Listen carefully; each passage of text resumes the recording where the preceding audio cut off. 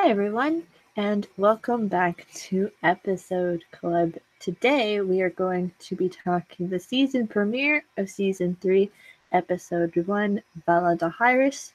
Joining me today, the one and only man who's always on Episode Club nowadays, Johnny. I want you to introduce yourself if they don't What already know where to find you. what is going on, Sasa? Thank you so much for having me on. I would like to say I'm your honorary co-host.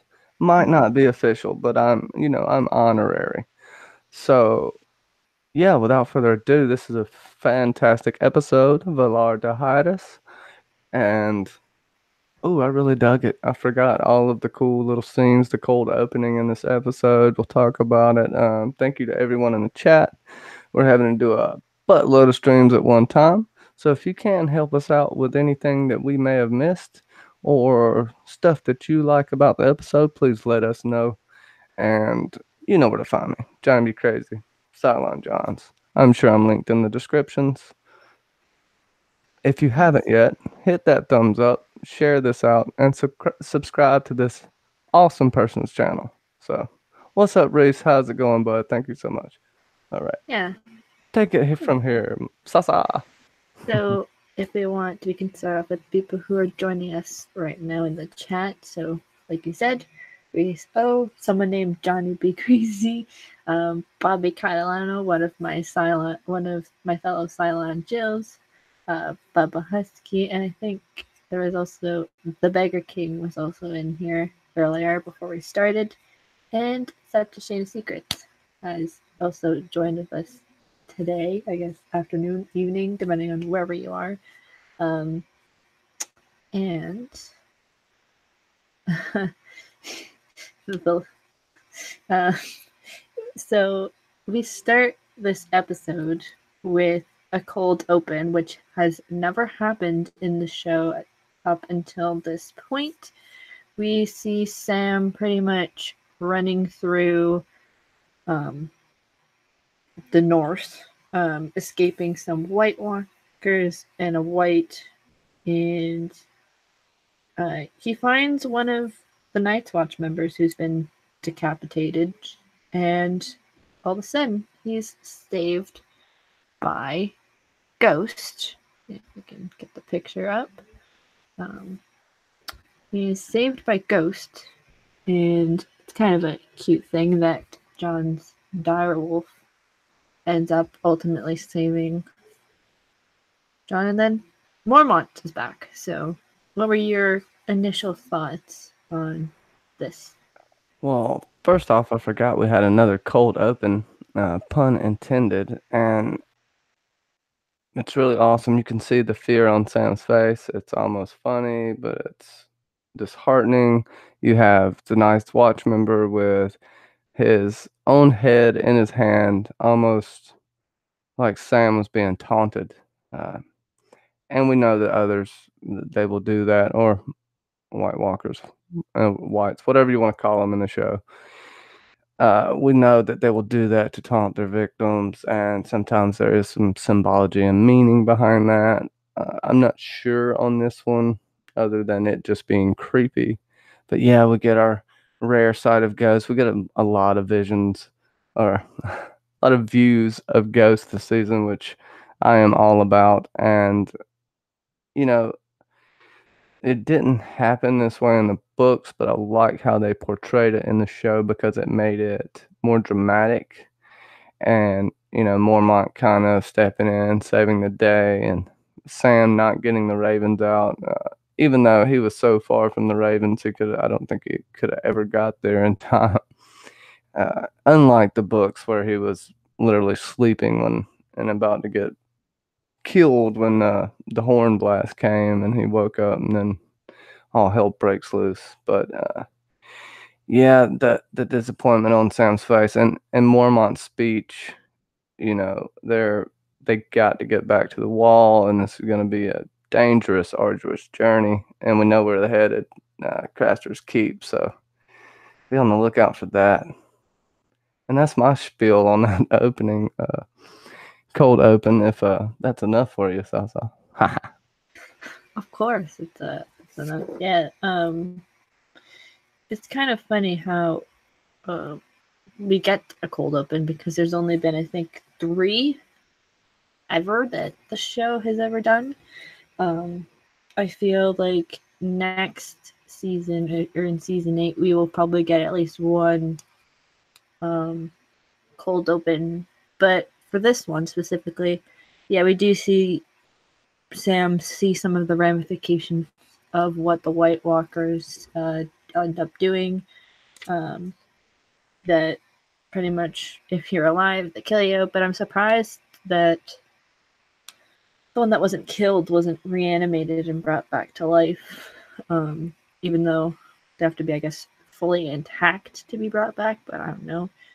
Um, and then when Ghost ultimately comes and saves him, it's still when Ghost is pretty young still.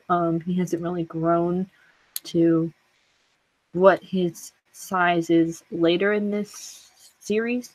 Um, Yeah. so, and yeah, when we get to see Mormont again, it's just like, a familiar face with Sam. And it's funny how, like, Jor almost like, well, with his tone of voice, is almost like, well, Sam, you didn't do what you wanted to, you said you were going to do. Um, yeah. Uh, and that they have to go back to the wall and worry about and send the threat to warn Westeros about what's coming when Winter does. Um, yeah, it's a kind of a crazy thing. And yes, Bobby, like Johnny said, um, an opening of the show before credits is what's considered a cold open. So, like in the Usually season very premiere. dramatic, cliffhangery type. Oh, Mm-hmm. go ahead. Yeah, yeah, it's usually pretty dramatic, or it sets the tone for what the episode or sometimes the season is like.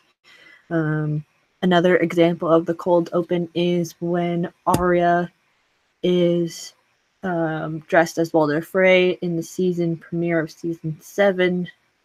That's another example of a cold open.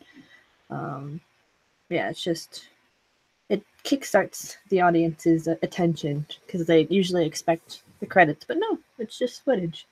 Um, yeah, it's kind of cool though that Jorah Mormont and most of the Night's Watch recruits are still together, even though Jon has been separated by the choices that he's made, which is kind of the next scene.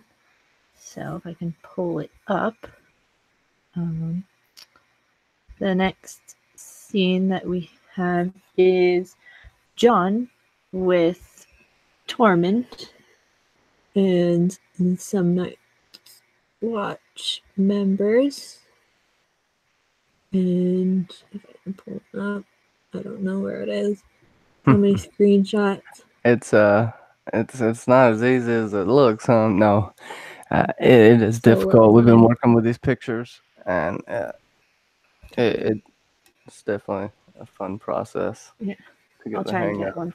Um, but Jon and his basically new crew for about this whole season arrive at Mantis camp. They show giants for the first time. Um, he meets with Tormund and Mance Rayder. And yeah, they start sort of implementing Jon into wildling culture. So, what did you think about this? Ooh, I've got a good few thoughts on this scene, and I'll give you plenty of time to find that photo. Uh, we come in, we might see Mag the Mighty right here. I'm not sure. I can't confirm that. If I'm not mistaken, but we get him to see him drive a stake into the ground, a giant stake, basically a tree, with his hand, and John dares to stare at him in the eyes. You know, they're shy until they get angry, as Egret said, and you can see Egret uh, is already warmed up to John. Uh, you get to see the wildlings, and they get to be humanized more. You see the children that are throwing the rocks at John, and Eager talks about how they lost their fathers, some of them to crows. like you. Uh, John gets taken in, and as it says on my banner, King Chicken Eater and Baby Crow fanboy. The Lord of Bones brings him a Baby Crow. You know, uh, John immediately kneels. He thinks he doesn't know anything about the customs of the wildlings. To your point, Kenzie, he gets introduced to everything that's happening there, and it, also this shows John's ability to lie and actually be good at it. To look a person dead in the eye and lie to them. Uh, and I think he's progressively better at it at this point, and this scene really shows that. And he I don't know, he really just infiltrates this here, and Mance referring to him as wanting to be a hero, I think kind of harkens back to John being the last hero, in my opinion. He tells him about Craster's sons and that Mormon knows and didn't do anything about it, and the look in Mance Rayder's eyes, it was priceless. It said everything. The acting in this little tense scene was pretty epic. I enjoyed it, and he even enticed him with Egret at that point as well. So if I'm done blabbering on, I'll let Sasa talk on her own show. No, it's okay. And I can't find the picture. Like of all the pictures that we have for this episode, I can't seem to find it. But yeah, John, he's introduced to Tormund at first, and he bends his knee to Tormund, and Tormund goes, "Your Grace, you think that I am a king?"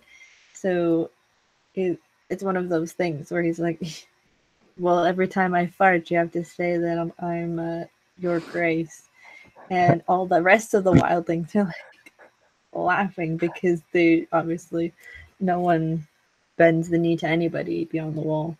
Um, and when we see Mance, it's kind of a thing of like that seems more age appropriate for technically being someone who abandoned the watch about 20 years ago or something like that. I don't remember exactly when Mance left the Night's Watch, but it's something like that. It's been a while. Um, and Yeah, and he did mention, I want to throw out there, he mentioned either seeing him at Winterfell. Something about Winterfell. I know in the books he was the bard that was in Winterfell mm-hmm, during the party. But it seems yeah, like in the show, if I'm not mistaken, when we rewatched it, he mentioned something about knowing of Jon Snow and kind of hints toward they might have went that route. And to yeah, your point, bring up the Val thing you were talking about earlier. yeah.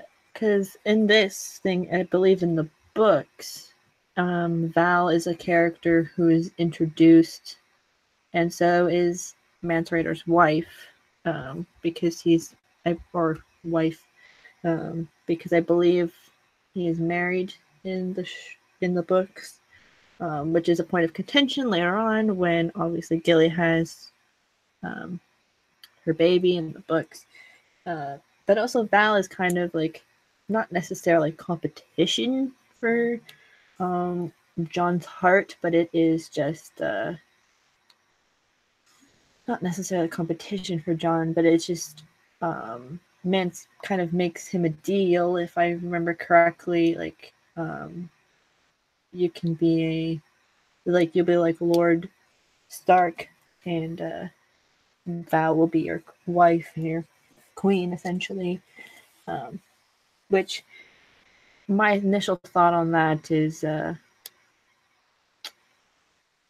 like my thought on that is like they could have brought her in because then it would essentially give John an extra person to be like that like balance the two uh women, I guess, in John's life against one another. Especially since the two of them are technically important to his story arc in the books. Um, but yeah, it's funny when Tormund Yeah, goes, "You baby crow." After yeah, baby like girl. this is a baby.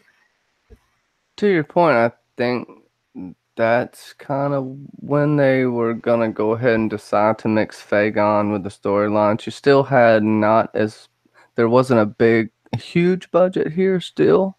They were still working semi low key, and to do that, you would merge the storyline, which would make Danny's storyline possibly be merged with Val's in a little bit. And I think that's, I haven't got to look into that today, but I think that's something we can look at into the future.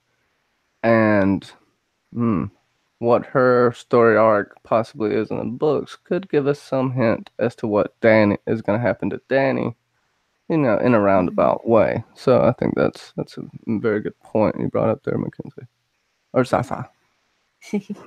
Yeah, and like the last kind of thing is Tormund call him Baby Crow, which would be kind of funny if Tormund gets to see Jon have a child in season 8, and he goes, "The baby crow had the baby crow." Like that'd be kind of funny, and also affirming that It's wildlings don't kneel. probably telling the baby's pecker's bigger than his or something like that. Yeah, He'll say something funny as hell. yeah, and the mentioning again of the wildlings don't kneel, very important for Jon understanding the assimilation of or understanding wildling culture, because Jon kind of takes up wildling culture for a while, anyways, but implements it into his northern culture as well, which is kind of a balance between the two, which is nice. Um, I don't know where the damn picture is, or else I'd show it, but yeah. Yeah, the whole freedom of choice aspect. He really respects that from them, and the freedom in of self-expression as well. There's more freedom of self-expression. You know, Mm-hmm. certainly there are more primitive in some ways, but in other ways, socially, they're not. So, it's a very good Mm-hmm. point.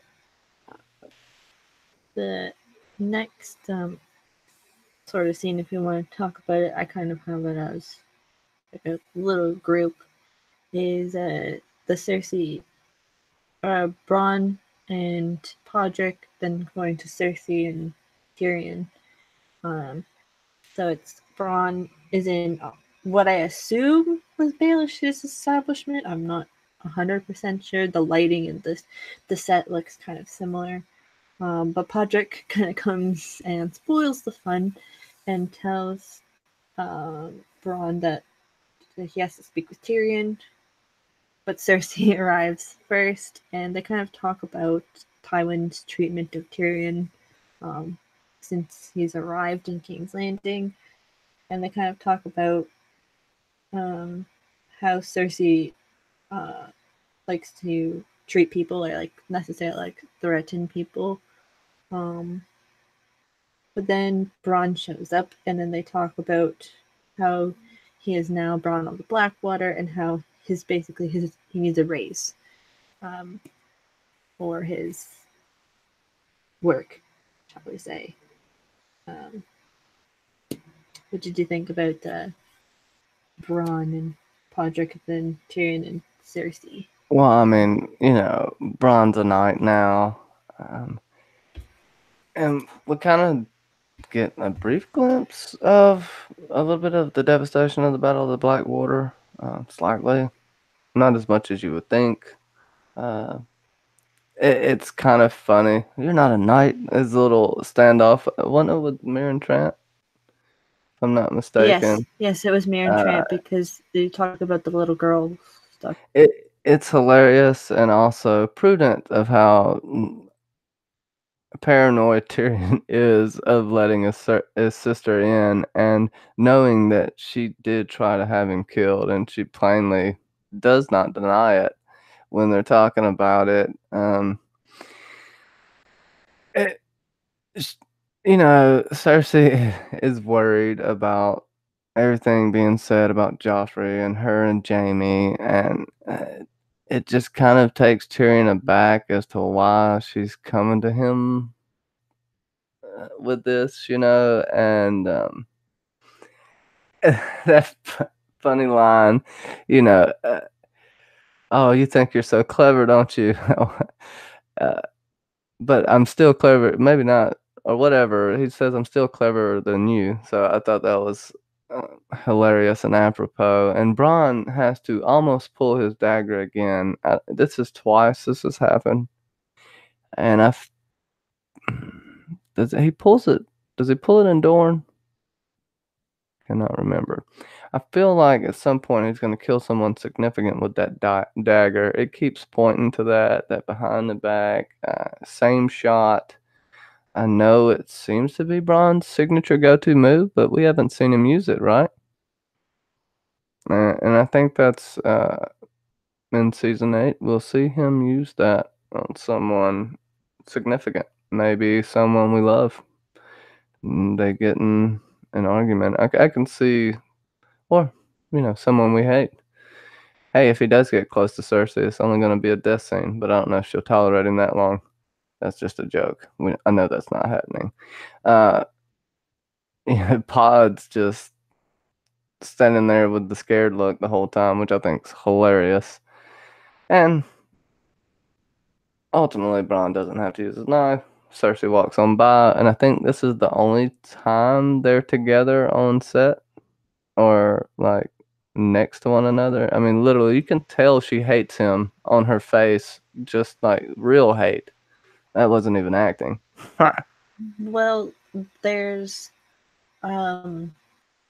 it's possibility that they've been on set together, but I know from another episode from like behind the scenes commentary that there's one of those conversations that Cersei has with Tywin, and they're actually not in the same scene together. It's somebody else that's sitting in the chair while Tywin's reading his or Tywin saying his lines, pretending to be in like Cersei's chair. So it could be something where they just had her walk, or like had the other guard. I can't remember his name. It's not Trent. It's someone else. But she like walks around him and then walks away. So they could have been on the same time together, or it just could have been just how they spliced the footage. But yes, you can see how she's kind of just like has a disgusted look on her face. But I did want to point out Subjugating Secret's comment from the last scene, which was Jon and Mance, which it says when Jon enters the tent, he says, "My father taught me," and then they pan to Mance in the background. I heard that D&D hat tip to Mance being Rhaegar. There's that theory out there that Mance is Rhaegar. It'd be it's an interesting theory. I don't know how well it plays out in the show necessarily. It could impact John's decision on what he does about Danny. For sure. If he finds out through Bran that Mance was his father and everything that Mance stood for, he respected Mance, he gave Mance a merciful death, it would kill John. That would be very dramatic. Yeah. It's tinfoil, but I can see a way it could work out in the storyline. So I will not throw it out. I think that's a very good point, Septuagint. And if you haven't checked out that channel, go check it out. Fantastic videos. Just watch one of the newer ones. And Tanya finds more stuff in the books than I do. But I'm just a plebe. So, you know. Um, Yeah, most definitely. Like we said before, if they're not content creators right now, then maybe one day, just subscribe to them. Why not? You all know each other pretty much in the chat. But yeah, the Mance being Rhaegar theory, like that would be a ultimate kind of twist, especially since we know that in the show, I can't remember if it happens the same way in the books. My mind's kind of all over the place right now. But the fact that Jon does end up Mance giving is Mance, possibly still alive in the books. He got yeah, the glamour was put on the Lord of Bones, and that's who they mm-hmm, killed. And then Mance is the Lord of Bones, but I think he's still alive. But I haven't um, read all the Winds of Winter samples yet. But it's up in the air yeah, whether, if I'm not mistaken, someone correct me if I'm wrong though. But go ahead. yeah.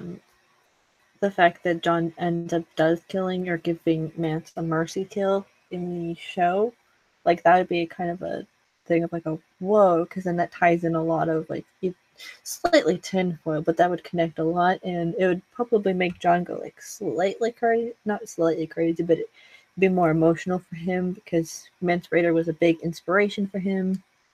Anyways, we're going on a tangent. Um, my kind of thought about the whole Bronn and Cersei scenes is like um, she kind of questions.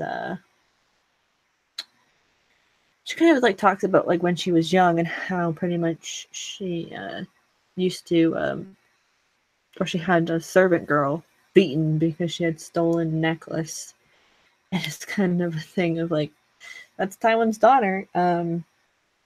But then they also question her intelligence level again, or smarts. And Tyrion did say before that she has above average intelligence. So for her to have somewhat of an intelligent thoughts or whatever, it's kind of funny. Um, and yeah, they also mentioned like how Tywin didn't come to his chambers, and she's just kind of like, eh. Like she kind of was like, well, you're not like kind of giving him almost the well, you're not the most important of the kids, so why should father waste his time almost? We But then find when out obviously later she's not even being mean, she's just telling the truth. exactly, um, and when we see Bronn talk to Tyrion, it's kind of like he's talking about how he sells his sword.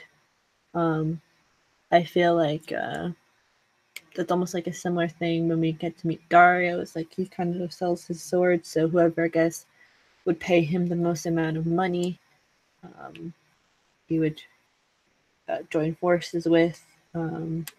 Because I'm not sure if Dario was to come back, his loyalty would be 100% with Daenerys. It'd probably be at first uh, for the money, but who knows? Maybe if she offers to do something. But the fact that Bronn has now been knighted by Joffrey is kind of funny. I wish we would have saw that scene. Like that would have been funny to see. But anyways, rambling again. Um, Aye. Aye, Sir Wormy Lips. Aye, King Wormy Lips. W. um, Sir Dirty Breeches of the Blackwater. yes. Um, the next kind of scene that we see is Davos being saved after the explosion, the wildfire explosion during the Blackwater episode. And he meets again with Salador Sand, and they discuss Mathos and basically Stannis' mindset after um, losing terribly um, to uh, the Lannisters, more specifically Joffrey. And it's kind of a situation because doesn't know really like what's happened with the crown or like with Stannis since he's left, but he knows that obviously Melisandre's in his ear because there's talks of Melisandre burning some more people, which obviously Davos doesn't like because Davos doesn't really like violence per se. So it's a kind of a funny thing. What did you think of Mr. Davos and dealing Well, with? first off, Davos was fermented just like a crab right before he got rescued. And to his credit, the honor of that man is astounding. Even with his life on the balance, he declared for the one true king, his friend, best friend, Stannis Baratheon. And, Salvador Sands trying to tell him to stay away from there. We are both servants of the dark, Davos and Salvador Sand. That's something I picked up. Um, and in a sense, you could draw that in many ways. Davos is a smuggler, Salvador Sand a pirate. They do work in the dark. Uh, you know, dark and light doesn't necessarily mean a bad thing. Anyways, I'm rambling here. We'll get on with it. But he hears about the fire. He hears about what Stannis is going through. He knows what Mel is putting in his head, and he's deathly afraid of it. This harkens back to as well is how is he gonna deal with Danny, too, right? Burning people alive. He is in no way, shape, form, fashion gonna be happy with that. Uh, if he has to stand behind someone, he will stand behind John, even if it is his own death. And that's kind of what I take from this. And that's a lot from just a tiny scene, but yes. Um, go ahead. What's up, Luke? Drinks and those things. Sub to them too. And Snoke's Spinal Tap. Yes. Got a good channel. Al Red Sox fan. Sub to him. Yes, do that. Chrissy of Oldstone's got a fantastic channel as well. Mhm. And if anybody else, LMR, everyone, Yeah, content everybody. creators. Yeah. My kind of thought on this quick scene is it's like what is it?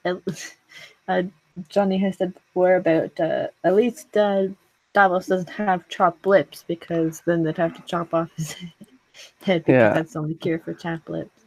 ice is the only Um, remedy. mhm.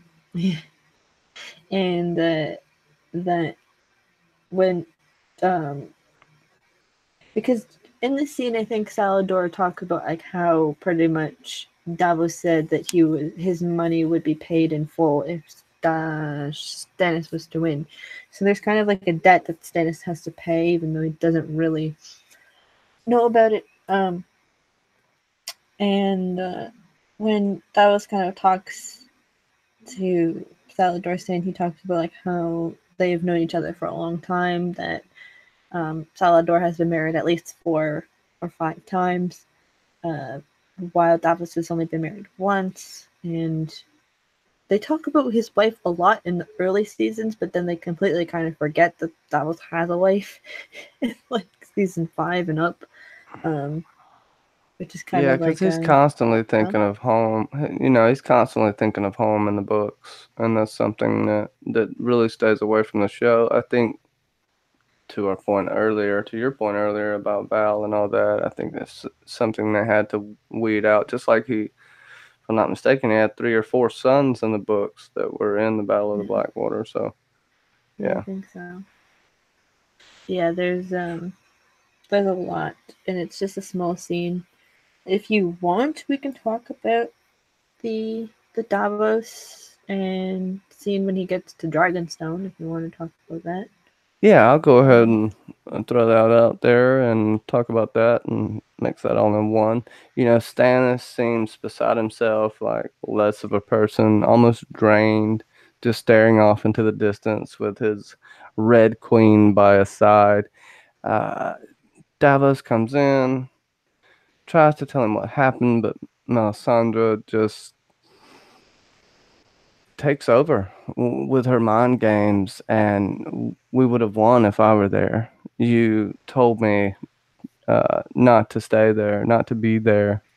Uh, you told me to stay here. Now, in the books, I believe she just stayed there. I don't think Davos made her stay back. I believe it was Stannis that left her there in the books. But in the show, it kind of works a little bit more dramatically.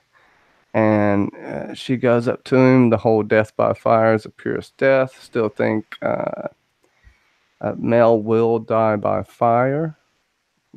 mhm, Dragon fire, sacrifice. I don't know because Bran could see. He could look for an ancient ritual. He could find some ritual that could defeat the Night King, and it possibly could involve Melisandre. And she knows this by looking into the flames. I am getting deep into this, but he's carried off, and Stannis at least doesn't burn him alive or kill him, sends him to the mhm, dungeons. I mean, I guess Davos is really, if you think about it, the only real friend Stannis has ever had.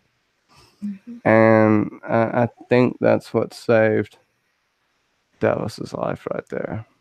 But, you know, that's kind of my take on it. And you got the good picture up, so go ahead. Yeah. Um, the obviously Davos is with Stannis, and it's kind of a thing when she talks about how if she was there at the Battle of the Blackwater, that pretty much Stannis would have won, and that it's Davos's fault that he told Stannis to leave her behind, and the fact that the Stannis would be king, and that this essential war would almost be over, and that she just cut out one enemy and at a time, and that she would have achieved greatness. Um, Makes me kind of think that in season 8, she will be kind of one of the people that we need, even though a lot of people hate her for what she's done later in the seasons. Because people have also kind of forgiven her for what she has did for John. Go ahead and plug that Monday too, because interesting character story arc with this person. Yeah, it's a very and and before yeah, sorry, and then like when the Davos is suddenly taken to the dungeons, she says that she's like screaming that she's the mother of demons, and that she's like pretty much that she's a vile person, and that she can't be trusted. But Stannis just listens to her anyways because hey, if hey, if someone told you that they can do all these things and they kind of did what they set out to do, like you believe them at that point. And yes, what Johnny is referring to for Monday is that we are hoping to do a Melisandre character breakdown based off of the TV show. What's happening? Huh? I said, oh, it's happening. Based off of the TV show, and because Mel, a very complex character, and yeah, so look forward to that, and that'll be on Johnny's channel because Johnny has all of the breakdowns, and if you haven't checked them all out, please do because I think they're very awesome. Um, yeah, that we've talked about Davos and Mel and Stannis. Sorry for throwing you off earlier too. Awesome. My bad. No, it's okay. Um, the next, I guess, location that we go to is Harrenhal. So we see Robb and his men um, reach Harrenhal, which is kind of funny because Tywin and his army just left. So it's either the fact of missing, they swapped places, or just they just were missed by a mere few days, I guess. And they find a whole bunch of dead people in the camp as well, or not in the camp, in the walls of Harrenhal, and they're kind of just like put everywhere, and there's not that many. There's like no one really alive, except for one person, and that person happens to be, if I can pull it up, and that person happens to be this man who we've all come to know as Qyburn. So that is a character introduction that we get for, I think it's our first, one of our first character like introductions based off of name and look, because I know we've gotten and as well as as well as like Tormund and stuff, but it's a character that is unsuspectingly alive at this time. And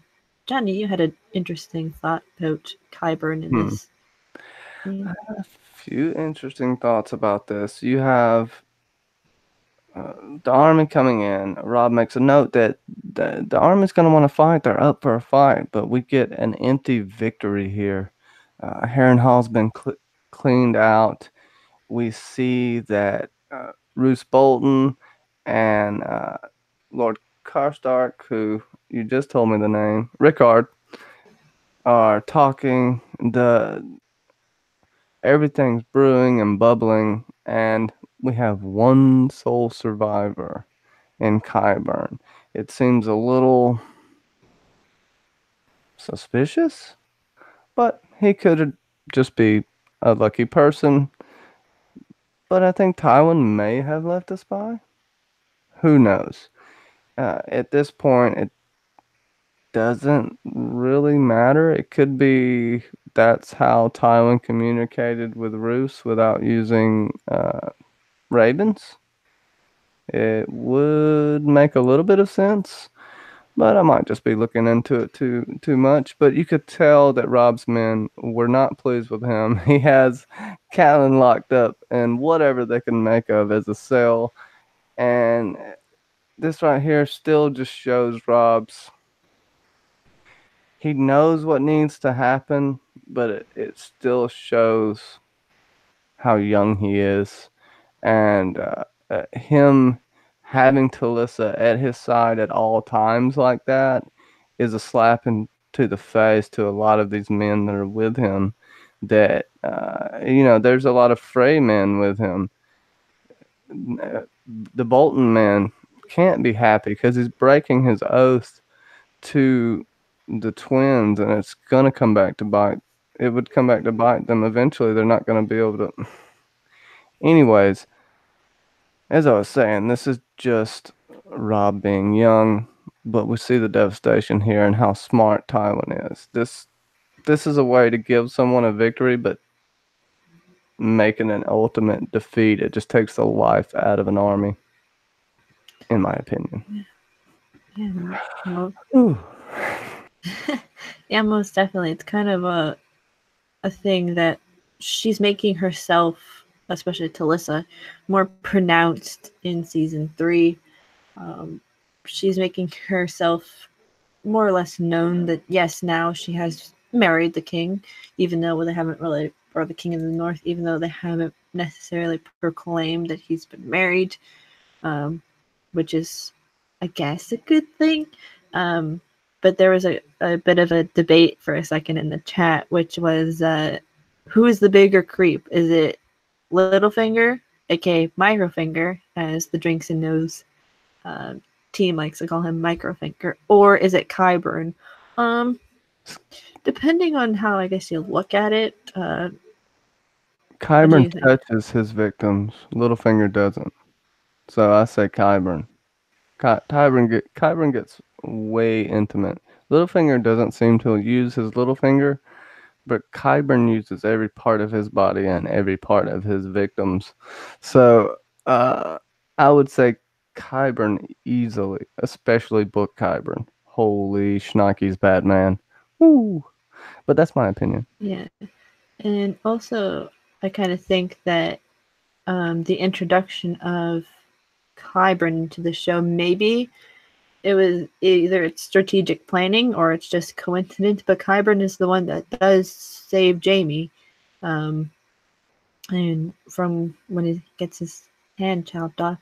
So it's kind of a thing of, I guess, having Qyburn implemented within the Lannister family, whether it's by coincidence or by strategic planning, who knows, but it's kind of funny.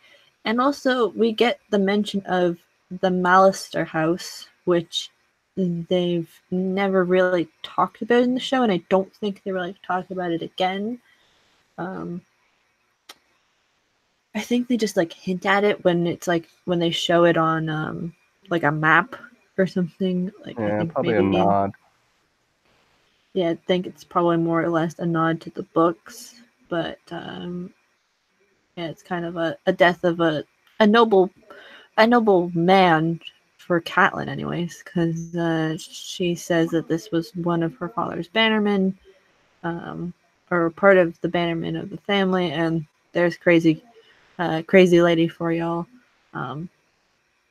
The best, the best mother that everybody has ever known in this show.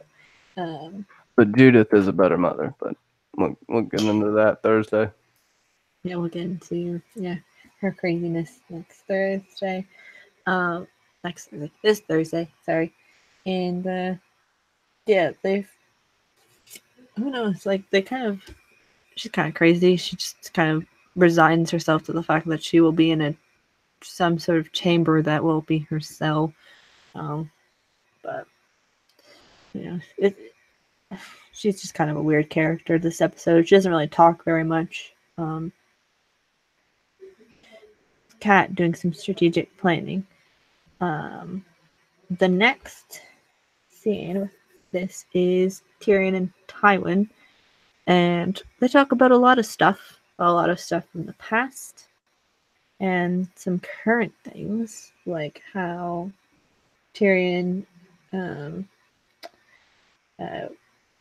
like the from like the past stuff, like how Tyrion was when Tyrion was born, he wanted to basically not have Tyrion alive, and that he can't confirm or deny whether Tyrion is a Lannister or not. But more of like the current stuff is that Tyrion has been now taken out of being handed king, and Tyrion makes a couple gripes about that, and that Tyrion also wants to be heir to Casterly Rock, but Tywin says that he would rather be consumed by maggots before Tyrion is named heir to Casterly Rock. But then there's also the mention, which I know we've kind of discussed, Johnny, which is about how Tywin mentions that you brought a whore into my bed. And as we all know from the season finale, I believe, of season 4, the whore that kind of stays in Tywin's bed. And we just figure out who it is in season 4. But it's kind of treasonous horse. Like the Sorry. The wife, or not the wife, the Greyjoys. Anyways, talk about this lovely father-son conversation. I will real quick, but I'm gonna throw out these comments real quick from Drinks and Knows Things. I agree. I was mostly teasing, but Dr. Frankenstein creating Kyborg is a different type of Greek vector. Let me see. Had some more good stuff. Drinks and Knows Things. Dennis Mallister was one of the ones that received some of the votes during the voting for the Lord Commander of the Night's Watch. Good point. I forgot. It's kind of funny how he's just sitting there, like he can probably barely stand up, it looks like, in the show. And Septuagint Secrets in the Great Southern Conspiracy, it is noted Qyburn is with Vargo Hoat. Removing the hand but save the man was the original plan. And that is a good point to bring up for the books. Septuagint Secrets, thank you so much. What's up, the dog show? And without further ado, as I often say, this scene said a lot. I wonder if that note, I can't remember who that note went to that Tywin was writing. I think it might have been Walder Frey, but I'm not sure. Could be Walder Frey, or could be Roose Bolton. Who knows? Right? Well, if my plan's correct, and they left for the show, at least they left Qyburn for Roose, then the letter would be for Walder Frey to collaborate the plan. But I'm just making shit up, probably. The biggest point of this is Tyrion is more than likely going to be Lord of Casterly Rock. Tywin is in the maggots. It seems like some foreshadowing there. It's, Tywin wishes there was DNA tests in Westeros so he could prove that Tyrion isn't his son. And I think it's more likely that Jaime and Cersei are Aerys'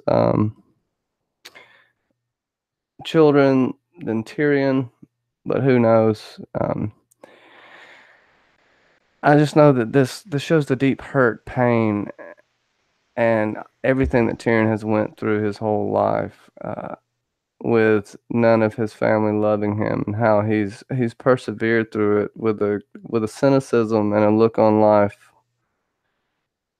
with a type of dark humor that only, well, people like me can appreciate, because I can. And yes, it's okay, Bobby. We all make up shit. but a dark cynicism and comedy to his life that only a lot of people can appreciate, because humor gets you through a lot of bad times. You know, you can either cry about something or make a joke about it, and this here really shows Tyrion being able to do that, and his inner conflict here. And this shows to me why he needs Shay so much. That he needs to feel loved, and maybe if Jamie was around, it wouldn't he wouldn't have needed her so much. But I think the fact that Jamie was gone, and Jamie's really the only person that loved him, and he can't get a normal woman to love him without paying for her. I think he's just set up to fall in love with Shay. Now, I know there are normal women that would probably want to be with Tyrion, but he does have high standards.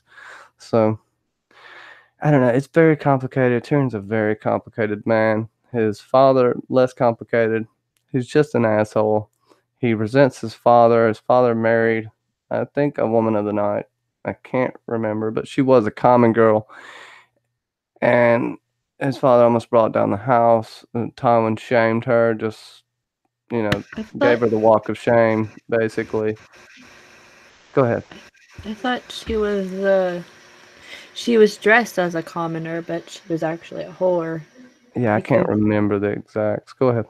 yeah, I think she was like a whore because she was taken into, I guess, the dungeons of Casterly Rock, and was what Tyrion assumed as was raped by some guards from or Lannister guards, but then she's ultimately slipped coins in um, all that, so it wasn't actually like a real marriage, um, because she was paid off the entire time, and I guess the last time was that she was paid the most amount of money.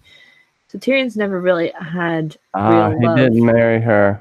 Thank you, Sasuke. And you just jogged my memory. He broke the house basically buying stuff for her and being lavish and just frivolous with his money. Hmm. Thank you, Sasuke. Yeah, and so he's never really felt real love before, by anybody. So the fact that Shay is the one that loves him, and that in some pseudo sense later on down the season, Sansa kind of grows to like love him in a different type of way, but like still shows love by, I guess, appreciation. And later on down the line, different seasons, different characters show their sort of affection for him. Yet to be really uncovered and unpacked, but he gets shown admiration because really the two pretty dominant people in his life just try to smush him down all the time. Um, yeah, again, I am rambling. Um, oh yeah, and the picture, the hand of the king sigil or stamp. So for that special letter that contains some information, which who knows what it really contained at this point. Um, the next scene we have is Sansa and Shay discussing the boats in the harbor and where they go, and they're kind of interrupted by Microfinger, aka Baelish, aka Mr. Creepy, um, where then they talk about Catelyn, Arya, and how pretty much he's going to go on a mission in some time, and but that she has to be ready to leave King's Landing at any moment if she was to go with him. Um, but says that he can't really tell her because she will have to lie. But she says, "I'm a terrible liar." Yada yada yada. But then also in this scene, we have Roz talk to Shay about how the day that she always lived in the shadows of the walls of Winterfell, and that she pretty much, the day Sansa was born, heard bells toll from sunrise to sunset. She is a lord's daughter, so I guess that's a high lord's daughter, but it's kind of I don't know. Talk to me about the bell tolls and all of this whole scene, John. Well, it's traditional. You hear about it a lot in Fire and Blood, a lot about it in the histories and through A Song of Ice and Fire when they talk about the child of a king or a queen being born, uh, especially in the air that the bells will ring, usually all day if I'm not mistaken. We know that Sansa was the first to be born, first start to be born in Winterfell of Ned and Catelyn. So this may be the reason. I think it's also possibly some foreshadowing to her becoming queen. As much as everyone hates it, she is being groomed for that. And in this scene as well, you see her still playing games, which shows her still being a girl. She is growing up, but also I think it's a metaphor. She's good at these games, and she's gonna be good at the game later. Yes, it takes her a while to learn, but what she once she does learn, she has it locked down. Am I the biggest Sansa fan? No, but I'm just telling you what I see based off of this and based off of her being groomed this whole time. The thing with Baelish, it does bother me, and you see her being naive, still her being so eager to go with him, even though he just got done telling her last episode or the one before that we're all liars here. And she just seems excited. He tells her that Arya is basically, he implies that Arya and her mother are waiting on her. Doesn't tell her that Arya isn't with her mom. And he just sugarcoats these little white lies perfectly. You gotta admire the art form that is the Littlefinger game. So that's what I got to say about the scene. Yeah, and there's one little tidbit that I forgot to add in, which kind of important. Bryce tells Shay to watch out for Sansa and for Baelish when she's with Baelish because Roz kind of knows what kind of game a little bit that Baelish is playing. Um, Even though we don't have Shay and Sansa together for much longer, like about another season ish, um, it's kind of funny how she said to watch out for Sansa uh, um, when she's around Baelish, which is kind of a like I don't know like how that like kind of a thing is kind of way it works because we know that those two kind of stay together in a sense for like a long time and if Shay had interfered at one point and something had happened to either Sansa or to Baelish to keep them separated, how much more knowledge and much more mentorship she would have had, or how different her strategies would be now going into the later seasons, especially season 8 and season 7. So who knows? Like kind of an offshooted comment, but if Shay was to have the two of them separated, that would have been an interesting thing. Do you have a thought on that, or do you want me to? Do you want to go to Danny and uh, No, I think that her was a good ship? point. We can get to the fire and blood that is Danny and her ship, and while you're pulling up those pictures, I'll just talk a little bit about the sliver of a scene we get till we get to her scenes, and I guess we'll lump those all together if that's fine with you. Yeah. Uh, she's plowing through Slaver's Bay. We see Drogon catch a fish. It was pretty cool, I must say. I did enjoy that part. Danny is very, very impatient. I, this is kind of what leads to a lot of her, if you can call them bad decisions, but I think everything has led her to the point to where she needs to be now. So I don't, when I say bad decisions, some decisions she has made in haste. She has made some mistakes along the way, and right now she's just worried her dragons aren't going growing fast enough.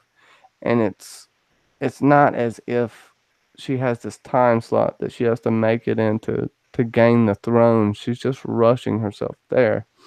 Now, on the other end, like I was saying, her being rushed there is, is to the benefit of everything. Maybe what is drawing her there and rushing her there is, her end goal in the long night. But with that, yeah, I'll let you set up everything else. I think I've spilled Yeah, long enough. no, that's okay. Um, yeah, so Danny has her ship, which was a thing that she wanted in the last episode. So I guess Zeros on Doxus's stuff cost enough to get her a ship. Um, and in this, she kind of talks about how, yes, like Diana said about like her dragons and how they are bigger, obviously, than the last time we saw them. But she wants them to be much, much bigger because she obviously doesn't have as much of an army yet as she needs. So it's kind of she's kind of using a lot of her manpower on her for her dragons. And she also talks about how the Kalasar that she has with her are the first to ever go across the poison water. Um, and she thinks that that's pretty much epic, and that As is they're the selling. throwing up and as they're throwing up and getting seasick. Yeah, Thought that was funny.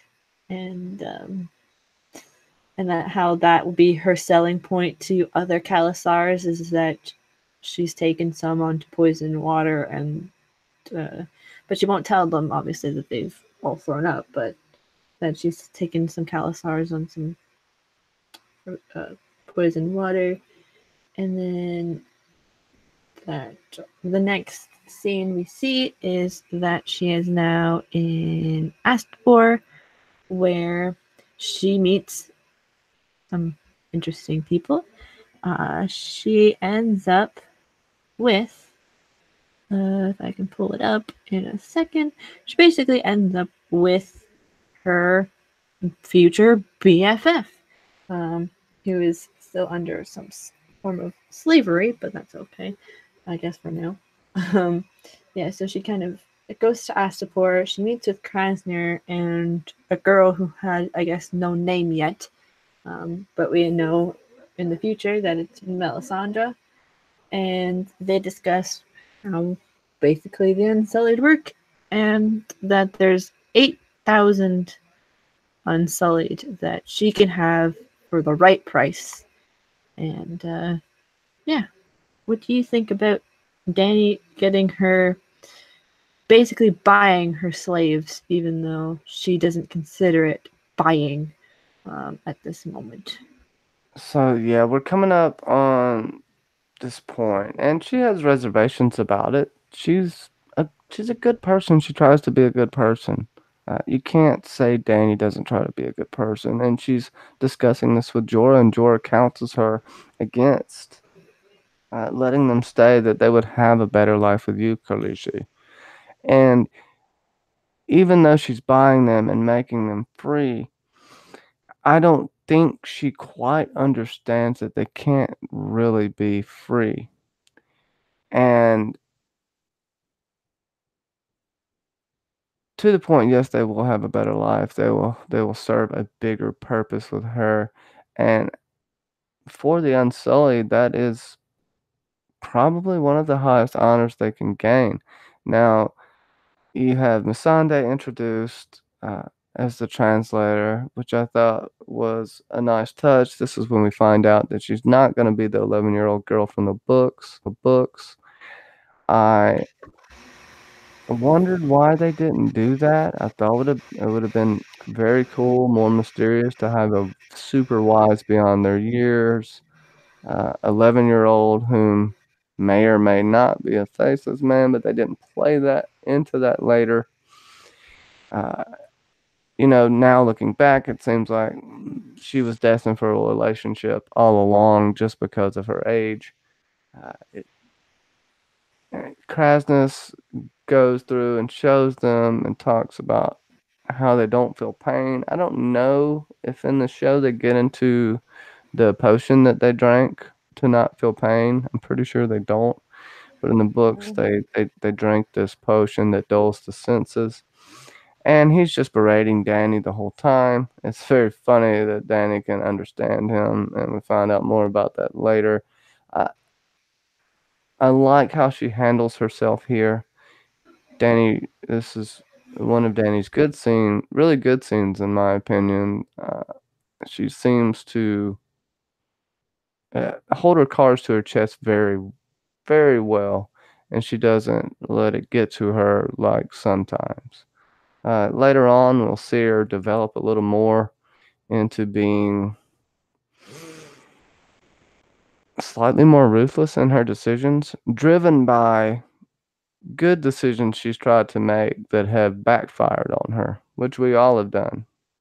I've done it. I've made good decisions and been a nice guy, and then decide to be an asshole for a few years. Uh, so it's nothing you can really blame her for. And I'm just a rambling and a rambling. She's like, "Shut up, Johnny. Go ahead, Zaza." No, it's fine. Like you get when you get on a ramble, you get good thoughts. So yeah, she meets Krasner and Masande, and they obviously talk about how they work, but then also she talks about how, like I said in the intro of this, that they are slaves, but she wants to potentially buy them. And it's kind of one of those things, it's like she wants to be the breaker of chains and freer of slaves, but she wants to buy them. Like, it's kind of a contradiction.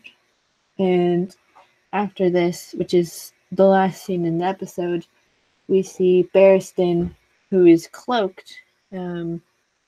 Because at first you think that it's someone who's coming to murder her, some sort of assassin, but it ends up being Barristan, and it's kind of one of those situations where you're like, oh, because of the, I guess it would have been a poison scorpion that comes after her, and he kind of just obviously kills it, and he says that he apologizes for what's happened um, to her family, and that he wants to protect her and be a part of her Queen's Guard because he obviously couldn't protect her when she was a baby.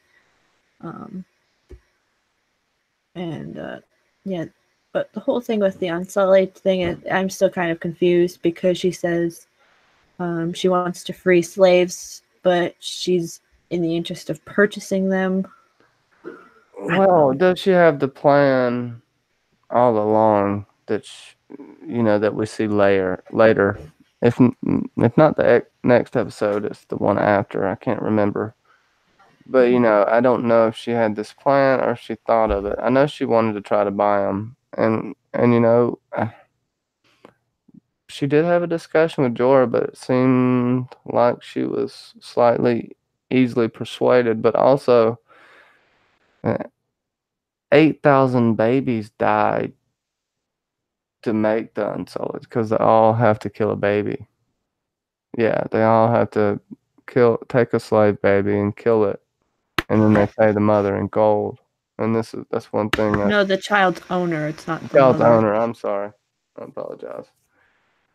And so I think that's what turns her mind against it. And with old Arston Whitebeard, I wish he would have smashed it with a cane. I wished he would have kept his identity secret for maybe an episode or two.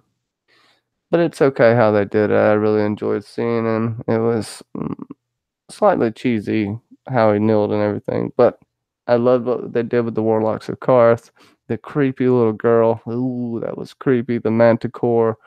Uh, the thing is, did they just drop this storyline, this plot line of the Warlocks being after her? Or are we gonna see possibly Euron have one of the Warlocks of Karth in season 8? I think that would be interesting because we haven't got to see any insight into Euron's. We haven't got like a show POV of Euron, right? And I feel like we're gonna get a little bit of that in season 8. and it would be interesting if he did have a warlock from Karth, or one of the warlocks of Karth with him, which he does have Pyat Pri in the books. So. I think there was only like a brief moment where we had a POV kind of Huron, which was when he took what's her face, Olaria Sand, and like the rest of the daughters to Cersei. Like there was that moment where he was like the predominant person in that scene, but But it wasn't on his ship or anything, you know. It no, it wasn't wasn't. like downtime with Euron, like you've gotten with almost everyone else. Mm-hmm. Even Euron, when he's interacting with characters, is more in a cheap, like a douchebag, dramatic fashion. And yeah, Strong Belwas. I wish they would have had him. He's pretty awesome in the book. Stay away from the locusts, my friend. They didn't kill him though. They just made he went on a basically went on a lap band diet almost is what it seemed like in the books. He just lost a crap ton of weight. Everybody else that ate him died. That man is a beast. Uh, yeah, good point, Sasuke. Um, yeah, I hope they come back with it a little bit. I think with Mel more than likely coming back with a fiery hand, you got to have something to counteract that magic. The bad guys, and I'm not talking about the Night King. I'm talking about the bad guys, as in Cersei and Euron, need to have more of a magical tone, dark magic tone to them, to me, than they do. Because all they really have right now is Sir Robert Strong or the Mountain, right? Yes, they just have pretty much the mountain, or Cersei does anyway. Um, yeah, this why I pulled up this picture out of a few of them is uh, Danny kind of gives like a smirk almost to Barristan, and Doris almost giving her the look of like, seriously? It's like, now you want to have, sir, sure. I was like, sure, you want to have another new old man in your life, and you may have more of an attachment to him over me. What is this, my Khaleesi? Um, but it's more of the fact that she's like kind of smirking at the fact that Barristan has the history that he does with her family, even though he did serve Robert, which I'm surprised that they didn't actually figure out that, or I guess it was because after um, Robert had died that they stopped receiving, I guess, messages from the spider, but who knows? Um, but it's kind of funny how she's kind of like smirking at him, and Jorah's like, "My Khaleesi, no." But here's the Manticore that I've been now corrected as what it's called because I've forgotten. And she's kind of scared, but that's Danny for you.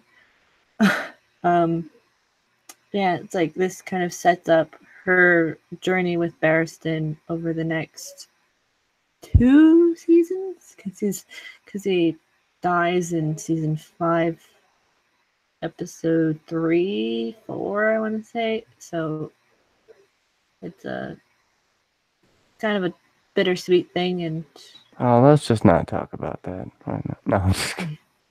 kind of a bittersweet thing. But because he also does bring up the fact that he betrayed the king that he swore against and swore for when he was younger, which was Eris, and Danny is part of Eris's family. He is his young daughter, so it's kind of a going against Night's Watch or Night's Watch. Jesus, the Queen's Guard, the King's Guard vows. But anyways, It's we're hard to Ram follow.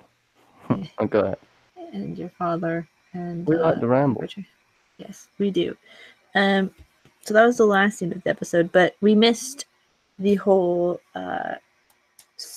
We didn't miss it. We got the perfect Queen Marjorie. Yes, so we have Joffrey and Marjorie coming back from what was the Sept. They never explain it before it happened, but it's the Sept. And they are stopped because Marjorie wants to go and visit an orphanage.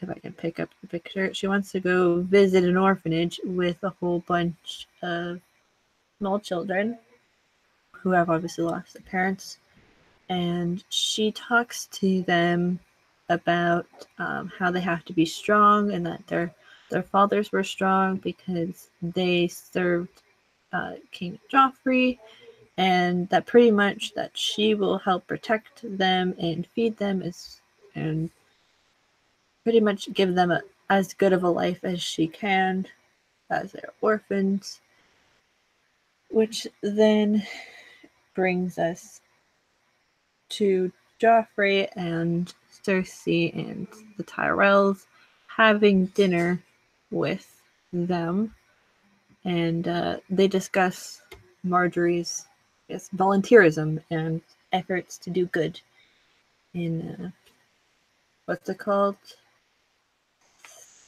Where they were. What was it called again? I can't remember at this moment. What are they in Flea Bottom? Yeah, Flea They're at Bottom. There you go. Flea the Bottom. There you go. yeah. Uh, Cersei does not like Marjorie's philanthropy, and something that's really accentuated in this is all the innocents in King's Landing, all the orphans. It's pretty touching. I like this scene. We do realize that Marjorie's faking it later, but Marjorie fakes a lot of stuff. So she seems pretty good at it. But she does know what to do. She does know how to interact with the people. When she came upon the man that stood in front of her right when she got out, she didn't scoff at him. She didn't look away like he was ugly. She smiled and pleasantly asked him, said, "Excuse me," basically. She, you know, she is good at this. Her grandmother has taught her everything she knows, and Marjorie just seems to be a natural at it. And is she 16 in the show? I want to say she's 14 in the books. Well, she might be 16 Yeah, in the books too. probably 16 because a more, I guess, relatively age appropriate marriage for Runley, I guess.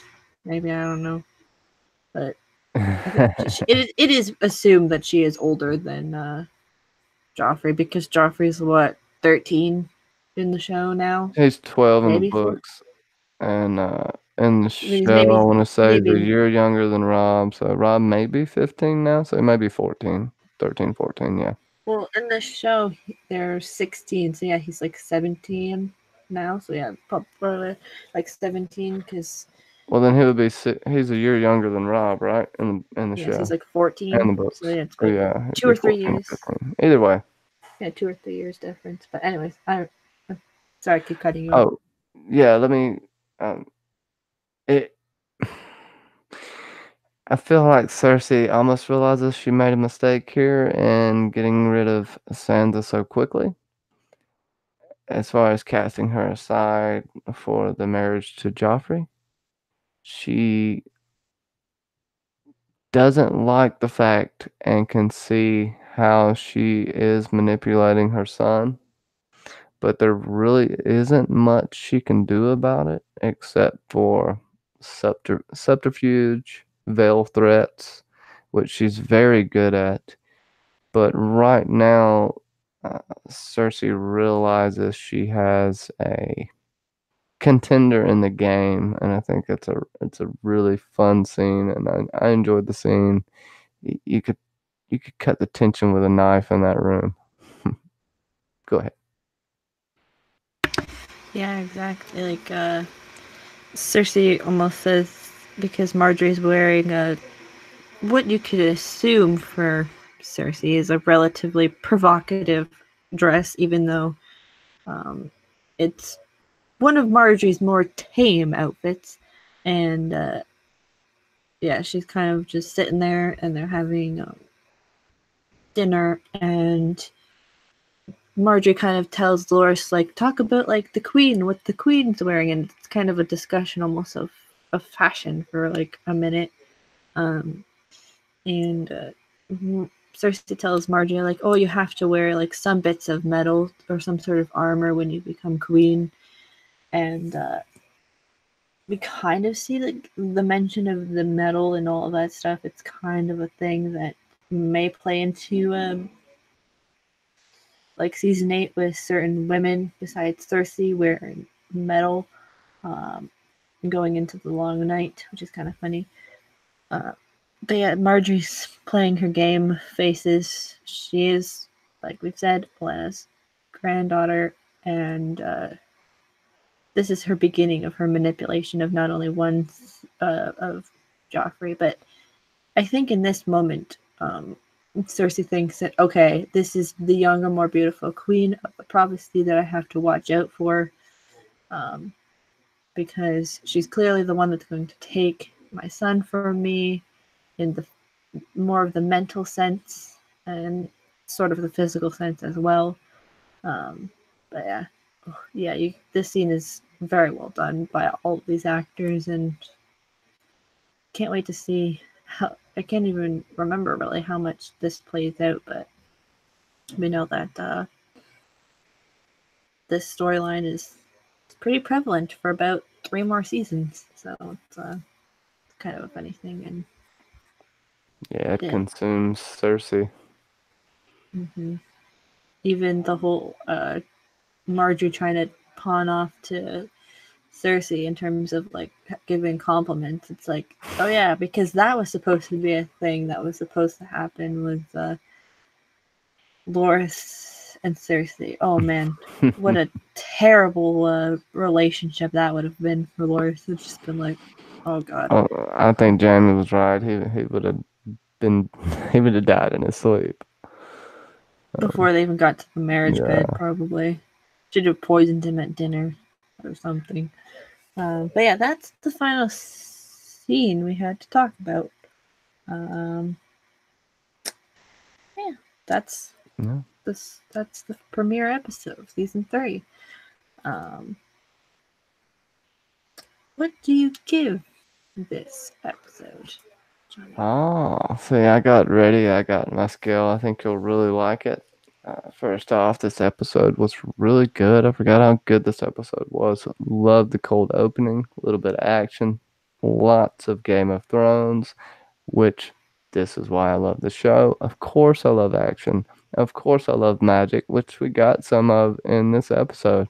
But I love the politics, and not, like real world politics, but this type of subterfuge and backstabbing and just planning and manipulated. So I would give this a 8.8 Tormund Toots, and you must bow now. So Bow, you shits. yeah, that's what I give it. I think it was a fantastic episode. What about you, Sasa? Yeah, I give it. Yeah, I gave it 8.75, but now because you said 8.8, I'm almost like, yeah, I feel like that's like an You can't 8.8 copy then. me. Okay, then it's 8.85. There you go. Um, I said Sassy Santa ship stories. Um, because I know the last time we did an episode, I gave it, which was Blackwater, I gave it 10 Sassy Santa's snaps or something, Sassy Santa Oh, remarks or something. So now it's 8.85 oh no, Sassy you Santa didn't. ship stories. There you go. Say that 6 times fast. Uh, your final thought on the episode, unless you, Oh, I um, kind of gave it just. oh yeah, I or the really think this sets up Danny on her path to becoming queen, in a sense, right now. This sets up Sam's path, I think. This sets up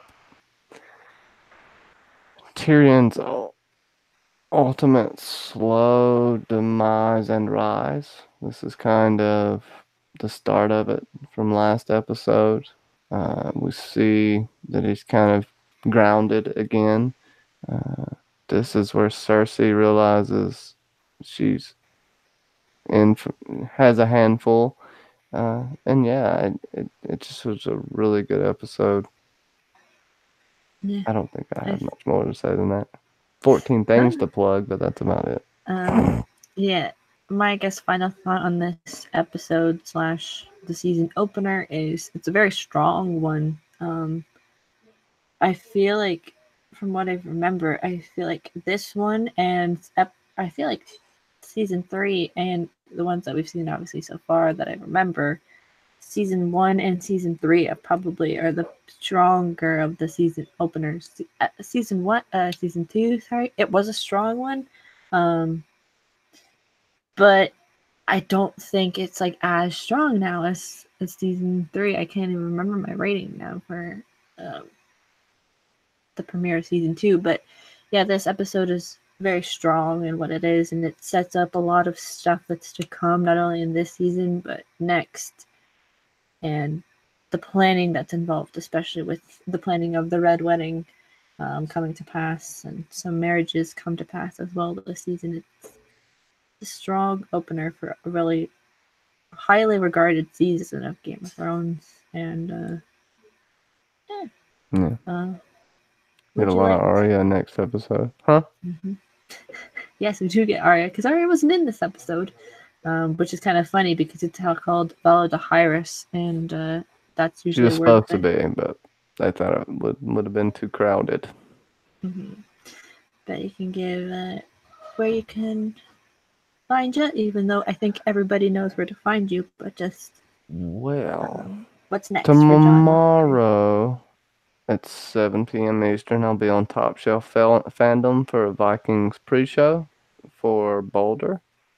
And right after that, it'll be another episode club. I can't remember the name of the episode. It's called Dark Wings, Dark Dark Words. Words. There we go. It's going to be It's a good one. It's from what I remember. One of the prominent scenes in that episode is when Catelyn is talking to Talissa about Jon Snow when he was a newborn or an infant, and talking about how she wished death upon him because he had chickenpox, or like what they would have called smallpox or something like that, or cold or something like that. He had some sort of ailment, and she wished death upon him for that. So, yeah. So that'll be a good one. Then Thursday at 2 p.m. Eastern with Kenzie and Justin Thomas from Top Chef Fandom will be the Vikings Berserker Brunch, Season 5, Episode 18, Balder. Uh, don't know what we're doing after that. I know Friday is Cylon John's at 9 p.m. Eastern. Mm-hmm. And That's a we'll be double doing a hitter. double hitter episode and Scattered and this other episode called Dark Matter. I can't remember now. No, Valley of Darkness. And it's going to be a hard hitting double episode. Fire and Blood will be Saturday. The time is TBA. And Oh, did I drop? I don't know if I think, did I I drop or was it dropped. you? I Or was dropped. it? Um, Okay. Saturday, Fire and Blood, chapters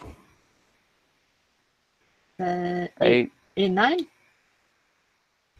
Oh, 8, 9, 8, just 8 and 9. Huh? yeah. Yeah, it was 8 and 9. I think you dropped for a second. That's Yeah, chapters 8, 9, and 10, possibly, maybe just 8 and 9. But that'll be Saturday, TBA. And I think also, were we doing something Thursday? I can't remember. Besides, like, or Friday. Didn't we? Friday. There's probably we'll do another Okay, episode. yeah. We'll do an Just episode because. club Friday, too. Be on the lookout. We'll be everywhere and Mm-hmm. nowhere at the same damn time, just like Yeah. Arya Stark. Check out Geek Chat for all the links because that's where it'll be. Where you'll get all the notifications, or Twitter. Yeah, follow us on Twitter. Yeah. Twitter. So yeah, Dark Wings is tomorrow, and we will see for that one because now episode clubs will become more and more frequent as we barrel towards the 89 days that we have left to Well, do it'll all be this. fun. 89 days of Game of Thrones. Oh man. And with that, I guess we will see you all in the next one, aka tomorrow.